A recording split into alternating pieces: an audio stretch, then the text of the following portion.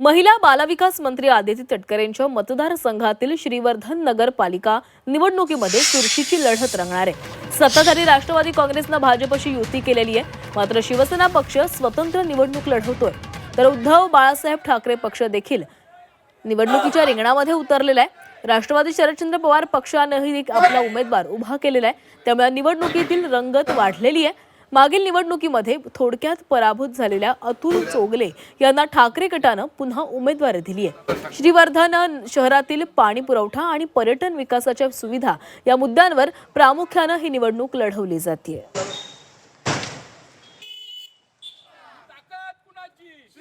सगळ्यात मोठी समस्या म्हणजे शौचालयाची समस्या आहे सर, पाण्याची समस्या आहे।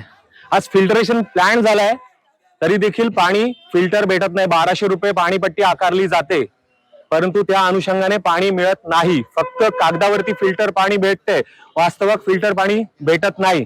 त्याचबरोबर सर या ठिकाणी भटक्या जनावरांचा, गुरेढोरांचा देखील प्रश्न ऐरणीवर आहे। मध्यंतरी अनेक ऍक्सिडेंट झाले, लेकिन परंतु त्याच्यामध्ये देखील कोणत्याही प्रकारे सुधारणा करण्यात आलेली नाहीये। मुद्द्यावर ही निवडणूक लढवत आहोत।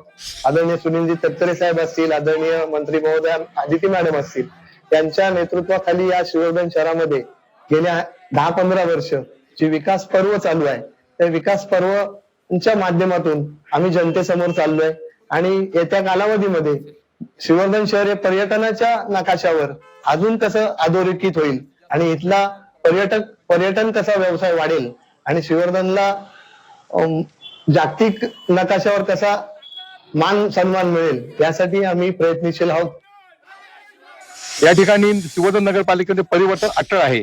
या ठिकाणी गेले अनेक वर्ष ज्यांच्याकडे सत्ता होती त्यांनी फक्त विकासाच्या गप्पा मारल्या, खऱ्या अर्थाने लोकांचा विकास झाला नाही।